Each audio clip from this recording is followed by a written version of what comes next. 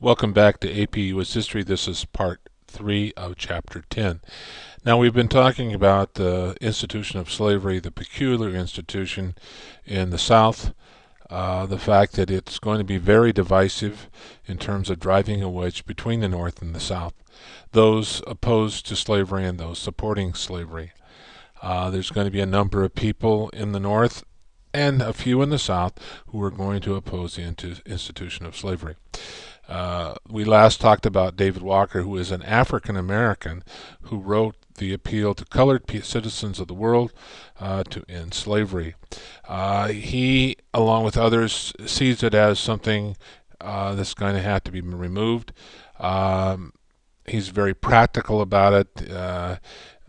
He realizes it's not going to happen overnight. We talked about James Birney creating the Liberator Party and actually running for president in 1840 and 1844. Slaves are an integral part of the Southern economy. They produce a lot of cotton. Cotton is a world commodity that people want for clothing. And so they're not going to give them up easily. Slaves are certainly abused by whites. It is an abominable institution. And it'll take about 600,000 deaths to eradicate that from the United States. And even after the Civil War, it's still going to be a problem in the United States. It isn't really until 1970s, 80s, within the last 40 years that we're moving into a society that is colorblind, that is providing equal opportunities for all, as it should be. But America has struggled with this, and in some parts of the United States still struggle with it, particularly in the South. Of course, David Walker, along with others, appealing to end slavery. He was a black abolitionist.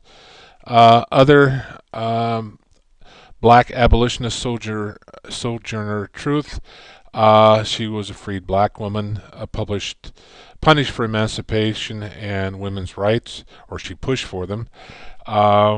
And she's going to be a strong advocate for black women in the United States. Elijah Lovejoy was a white militant editor of an anti-slave newspaper in Illinois. His printing press was destroyed 4 times.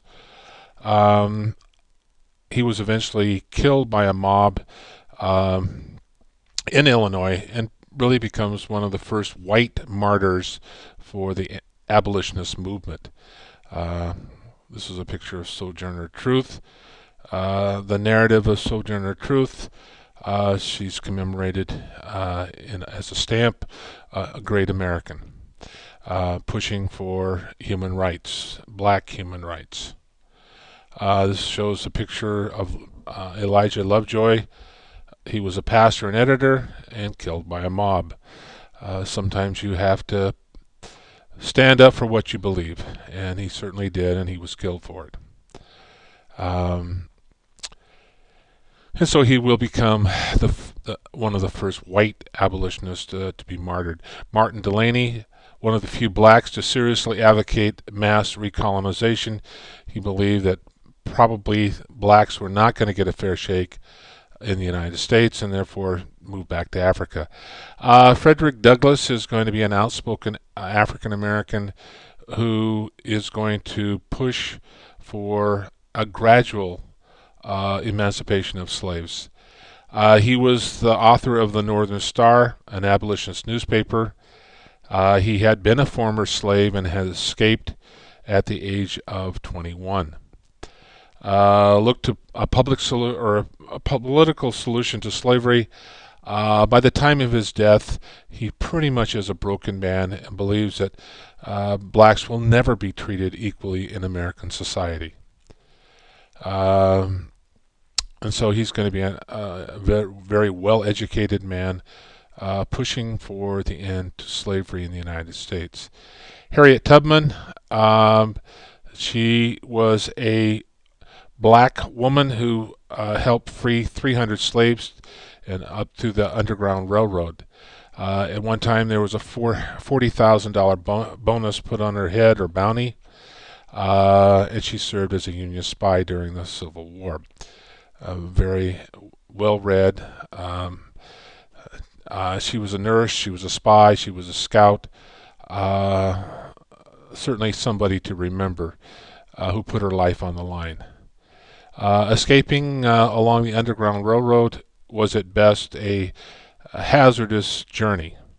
This shows some of the ways that they escaped from the Deep South, to the North, where they would be not treated the same, but certainly they would have freedoms. They were better off to flee to Canada, which had no slavery, and slave catchers could not go in and take them back. In the northern states, slave catchers could go and retrieve the slaves, so it was far better off to go to Canada. The conductor of these were some of the watchwords. The leader of the escape tracks were the routes. The trains were the farm wagons transporting the escaped slaves. Depots were safe houses where slaves could rest along their journey. As far as the South's response to abolitionists, they hated them, and essentially the abolitionists hated the Southerners who kept this institution going. In 1820, Southern anti-slave societies outnumbered Northern ones. But this is going to change after the Nat Turner revolt in 1831. After that period, the abolitionists are pretty much silenced. And so the Nat Turner is one of those turning points in history. And also it coincides with Garrison's Liberator calling for immediate end to slavery. They feel that he's inciting slaves in the South, this Garrison fellow. They call Garrison a terrorist. And again, in Georgia, they placed a $5,000 bounty on his head for the arrest and the conviction of him. Anti-abolitionist abolitionist material will flood the South, and this will infuriate slave owners. Anti-slavery whites in the South were jailed, whipped, and lynched, were even suggesting that slavery would be removed. There will be federal laws that ban any abolitionist literature in the South. Certainly a violation of freedom of the press and free speech. In fact, the federal government ordered all postmasters, those are the people who run the post office in a particular location, to destroy all abolitionist material. If they did not comply, they would be arrested and lose their jobs. Pro-slavery whites responded by launching mass propaganda campaigns, saying that really the Bible in Genesis supported slavery. Slavery helped civilize and Christianize Africans, so this was a good thing. And that really the master-slave relationship resembled a family, not a place where people are being mistreated. George Fitzhugh, this is somebody you should know for the AP exam, was probably the most famous apologist or defender of slavery. He believed that slaves were happy, and as opposed to the poor whites living and working in factories in the North, blacks would have full employment, fresh air in the South as opposed to the stifling factories in the North, the stuffy factories. Masters cared for their slaves in sickness and old age like Northern workers or Northern blacks. Some people believed his argument. As far as I can tell, it held no water, or wasn't true. The gag resolution was passed in 1836 because it was such a divisive thing, and when you talked about ending slavery, in 1836 they just said, listen, we're not going to talk about it anymore. There's no more petitions, no more bills. It prohibited it from anybody speaking about this. And this will last for about 8 years until 1844.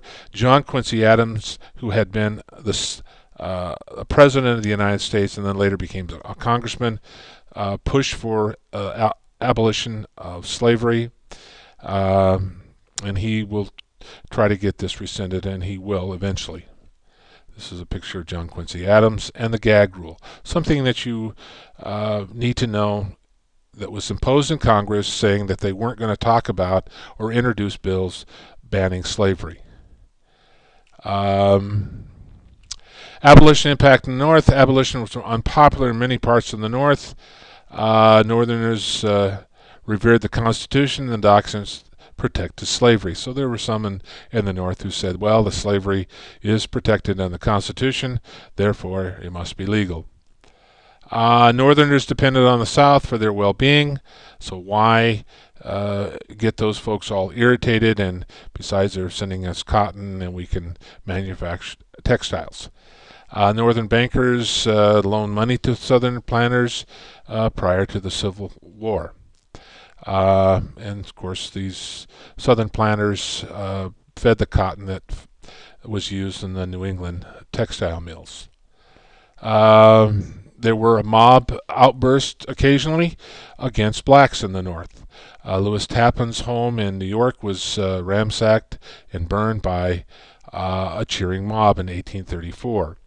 Of course, Garrison was dragged through the streets of Boston with a rope tied around his neck. And we talked about Elijah Lovejoy being killed in Illinois.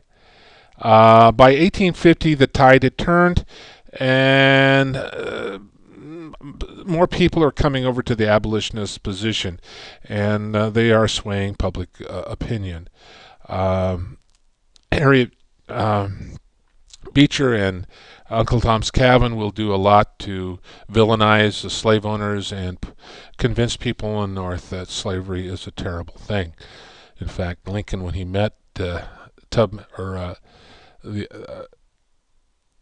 author of Uncle Tom's Cabin, Harriet Beecher Stowe, he said, well, you're the little lady who started this Civil War. Well, slavery is seen as immoral and undemocratic in a lot of sectors of the North, and there's going to be a lot of name-calling of the Southerners.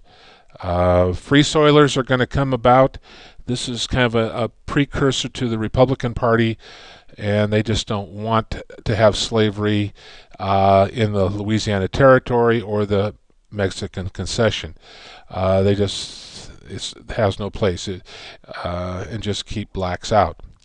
And so the Free Soilers will actually be absorbed into the Republican Party. And we'll stop right there.